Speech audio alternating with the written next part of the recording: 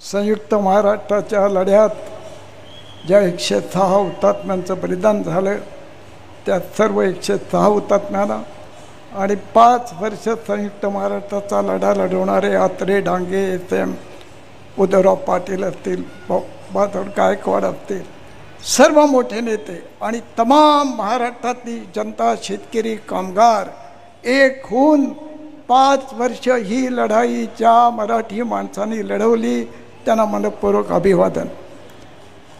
व्यासपीठावरील आदरणीय दादा प्रफुल्लभाई, आमचे सुनील अध्यक्ष, प्रदेशाध्यक्ष सुनीलने सांगितलं की मी रोहायचा ते रोहायचे आणि रोहायचं आहे म्हणून मला त्यांनी बोलवलेलं नाही. तरी खुलासा करून टाकला. येतं वाटेल लोकांना फिक्सिंग झालं काहीतरी बहुतेक. मला आपण बोलवलं आणि माझा सत्कार केला. हा माझा सत्कार नाही. गेले 65 वर्ष पत्रकारितेमध्ये यशवंतराव चव्हाणांपासून शरद पवार साहेबांपर्यंतच्या पुरोगामी विचाराचा हा सत्कार आहे असं मी मानतो आणि त्याच्याकरता मी आज या ठिकाणी आलेलो आहे. 65 वर्षात मी काही मिळवलं नाही, मला काही मिळवायचं नाही. पुरोगामी विचार हेच आमचं भांडवल आहे. जावेद अख्तर साहेब आत्ता बोलून गेले. त्यांच्या दिवारचे डायलॉग सलीम जावेद, ते जावेद अख्तर आहे ते. त्यात तो रवी पोलीस इन्स्पेक्टरला तो विजय म्हणजे अमिताभ बच्चन विचारतो मेरे पास प्रॉपर्टी है, बंगला है, बैंक बैलेंस है, क्या है तुम्हारे पास? मेरे पास माँ है. त्याच शब्दात मी सांगतो माझ्याजवळ काही नाही आयुष्यामध्ये. माझ्याजवळ यशवंतरावपासून शरद पवार साहेबाचा विचार, पुरोगामी विचार हेच माझ्या आयुष्याचं भांडवल आहे आणि त्याच भांडवलावर मी महाराष्ट्राची लढाई लढवतोय, पुरोगामी विचार बांधतोय. 48 साली महात्मा गांधींचा खून झाला. मी 8-8.5 वर्षाचा होतो. माझे वडील संघाचे संघचालक रोह्याचे. माझ्या वडिलांच्या घरी संघाचे लोक जमले आणि सगळे म्हणाले गांधींचा वध झाला. पोद्दार गुरुजींनी शाळेत आम्हाला सांगितलं गांधींचा खून झाला. मी 8 वर्षाचे असताना वडिलांना म्हटलं की शाळेत गुरुजी सांगतात गांधींचा खून झाला आणि तुम्ही वध कसा झाला म्हणता. ते म्हणे ते तुला काही कळायचं नाही. मी म्हटलं म्हणूनच मी विचारतोय, कळायचं नाही म्हणूनच विचारतोय.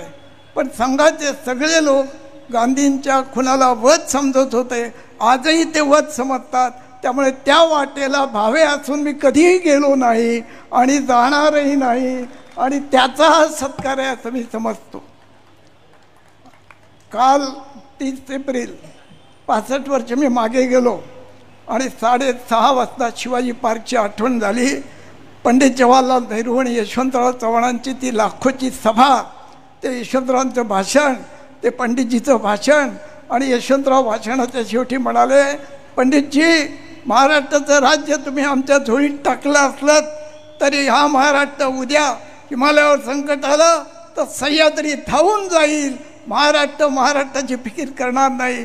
यशवंतरावांचे ते शब्द पंडितजींच्या कानात 28 महिने घुमत होते आणि म्हणून 62 साली चीनचं आक्रमण झाल्याबरोबर देशाच्या पंतप्रधानांना 22 राज्यांच्या मुख्यमंत्र्यांचा चेहरा समोर आला नाही.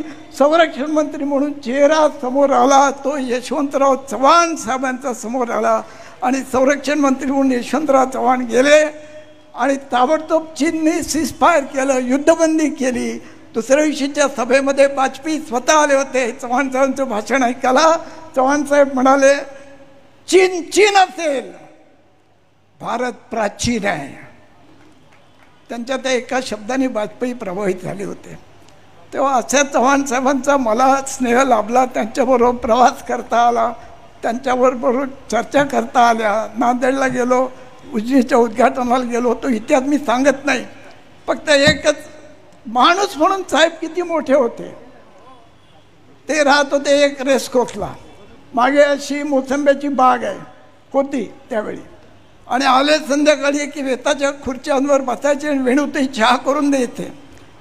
तर वेणुताई चहा करून देत असताना एका वॉचमननी सांगितलं की कालच्या रात्रीच्या वॉचमननी 15-20 मोसंबीच्या झाडाचे घेऊन गेला. ते वेणुबाईने चव्हाण साहेबांना सांगितलं. चव्हाण साहेब म्हणलं असं कोणत्या वॉचमनने? रात्रपाळीचा. बोलावं उसको. तो सकाळचा वॉचमन खुश झाला की आता रात्रपाळीच्या वॉचमनचं काही खरं नाही. तो रात्रपाळीचा वॉचमन थरथर कापत आला काय विचारावं चव्हाण साहेबांनी? घर में कौन बीमार है? त्या काळात हातात मोसंब घेऊन जाणारा माणूस म्हणजे घरी कोणीतरी आजारी, बाजारात फळांच्या गाड्या नव्हत्या, फळं मिळत नव्हती, मोसंबी आली घरी म्हणजे कोणीतरी आजारी. साहेबांनी प्रश्न विचारला, घर में कौन बीमार है? त्याने सांगितलं मेरी माँ बीमार है. जब तक माँ बीमार है लगे उतने मौसम्बी लेके जाओ बोले, और 4 दिन छुट्टी लो, दुनिया में माँ किसी और बड़ा कोई नहीं है. याचं नाव यशवंतराव चव्हाण साहेब. आणि म्हणून आज तुम्ही एवढा मोठा सत्कार केलात. मला ते सगळे 65 वर्ष आठवत आहेत माझी. फक्त दादा तुम्हाला एकच विनंती करतो, राजकारण सोडून द्या. दादांचं आणि यशवंतरावांचं पण भांडण चालू होतं, वसंतदादांचं. आणि जगातली अशी एकमेव सभा आहे की ज्या सभेचा विषय यशवंतराव आणि वसंतदादांचं भांडण मिटवण्याची सभा. आता कधी घडली होती का? औदुंबरला 81 साली सभा झाली, यशवंतरावांचं दादांचं भांडण मिटवणं, आणि त्या सभेत ते भांडण मिटलं. आपण पुरोगामी विचाराचे आहोत, एक वसा घेऊन चाललेले आहोत. महाराष्ट्राला हे परवडणारं नाही आहे. एक, आणि मला 10 मिनटं दिलेत. सुनील तू म्हणलं होतं की 5 मिनटं बोला, तुझ्या माणसाने हळूच सांगितलं 10 मिनटं बोला. तर जवाद साहेब 21 मिनटं बोललेत, तर मी 10 मिनटं बोलतोय फक्त. एकच तुम्हाला सांगतो, हुतात्मा स्मारक तुम्ही पाहताय, बॉडी एक आहे, चेहरे 2 आहेत. कोण आहेत 2? एक कामगार आहे आणि एक शेतकरी आहे. 106 होतात, त्यामध्ये 63 कामगार आणि शेतकरी आहेत. यादी काढा. आणि गेल्या 65 वर्षामध्ये चिरडला कोण गेला? शेतकरी चिरडला गेला, कामगार चिरडला गेला आहे. आणि दादा म्हणून तुमच्या हातात सत्ता आहे, लोकांनी तुम्हाला सत्ता दिली, आमची काही तक्रार नाही. या शेतकऱ्याला भाव का नाही? तुम्ही आनंद जाहीर करतो तो शेतकरी करतोय का? महाराष्ट्र राज्य 65, त्या सोयाबीनला भाव आहे का? त्याच्या कापसाला भाव आहे का? का नाही भाव? आज दादा बुलेट ट्रेनची गरज नाही आहे. आज माझ्या ग्रामीण भागातल्या तुमच्या लाडक्या बहिणीच्या डोक्यावरचा हंडा आता पुढे दिसणार नाही अशी शपथ घ्या आणि काम करा. किमान ग्रामीण भागामध्ये आम्ही येत्या 5 वर्षामध्ये बाईला डोक्यावर हंडा घ्यावा लागणार नाही एवढं तरी ठरवा ना. 1111 कधी इथं मोकाडा हा मुंबईच्या हातावर आहे, आणि तिथे चला बघा काय त्या आदिवासी भगिनीची परिस्थिती आहे ती. म्हणून किमान एवढं तरी करा की माझ्या भगिनीच्या डोक्यावर तुम्हाला 5 वर्षात हांडा दिसणार नाही. दादा तुम्ही माझा सत्कार केला, त्याच्या 10 फूट पुतळा तुमचा उभा करतो आम्ही. हे प्राथमिक गोष्टी आहेत साहेब, याच्यावर लक्ष द्या. आणि म्हणून फार बोलायचा विषय नाही आज. एवढंच या निमित्ताने सांगतो की उद्याचे दिवस हे गरिबाचे दिवस नाही आहेत. हे ज्यांच्यावर पैसा आहे त्यांचे दिवस राहतील. आणि म्हणून सामान्य माणसाला आज नेतृत्व उरलेलं नाही आहे. शेतचा लढा झाला, टोलनाक्याचा लढा झाला, लढणारा एन डी पाटील होता, गणपतराव देशमुख होता, उद्धवराव पाटील होता, म्हणाल ते होते. त्यांच्या मागे बहुमत नव्हतं, विधानसभेत ते पराभूत होत होते, पण लोकांचे प्रश्न घेऊन ते रस्त्यावर लढत होते तेव्हा त्यांच्या मागे बहुमत होतं. शंकरराव चव्हाण एन डी पाटलांना म्हणाले आम्हाला बहुमत आहे. त्या एन डी म्हणाले साहेब तुम्ही BLLB आहात, मी MALLB, माझा राज्यशास्त्र विषय होता, तुम्हाला बहुमत आहे म्हणून तर तुम्ही तिथे बसलाय हे आम्हाला समजत आहे.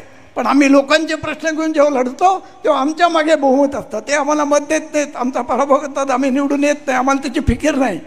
पण आज लोकांचे ढिगभर प्रश्न पडलेले आहेत. त्या माझा मित्र राम म्हाळुंगे त्याला तिकीट द्या. आत्ता येथे बसलेल्या कार्यकर्त्यांपैकी एक तरी उभा राहून असं म्हणाल का की नाही मला नको, मला याला द्या असं म्हणणारं कोणी आहे का आता शिल्लक?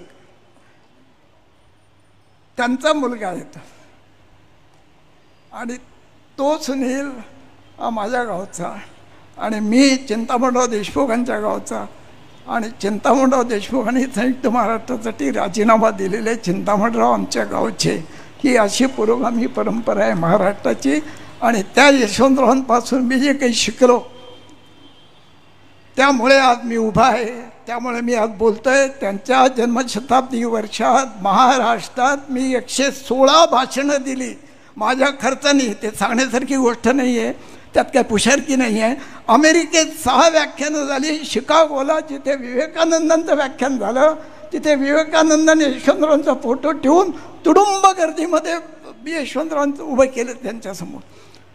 हे सगळं करण्याचं भाग्य माझ्या वाट्याला आलं आणि त्या भाग्याचा सत्कार आहे सुनील असं मी मानतो. आणि म्हणून मी माझ्या वाटेने जाणार आहे, तुम्ही तुमच्या वाटेने जा. आपल्या वाटा कधीतरी मिळाल्या तर महाराष्ट्राला त्याचा आनंद होईल आणि त्याच वाटेने आपण गेलं पाहिजे असं माझं ठाम मत आहे. ते सांगायला मी आलो आहे, त्याचा मला काही संकोच वाटत नाही. पण यशवंतरावांनी शरद पवार साहेबांनी आम्हाला हे शिकवलं आहे की विरोध असला तरी शत्रुत्व असता कामा नये. संबंध चांगले ठेवून राजकारण करता येतं. हीच महाराष्ट्राची सुसंस्कृत परंपरा यशवंतरावांनी शरद पवार साहेबांनी आम्हाला शिकवलेली आहे. त्याच परंपरेतला एक पाईक म्हणून मी माझ्या सत्काराबद्दल आपल्या सगळ्यांना नमस्कार करतो आणि आपल्या सगळ्यांचे आभार मानतो. जय हिंद, जय महाराष्ट्र.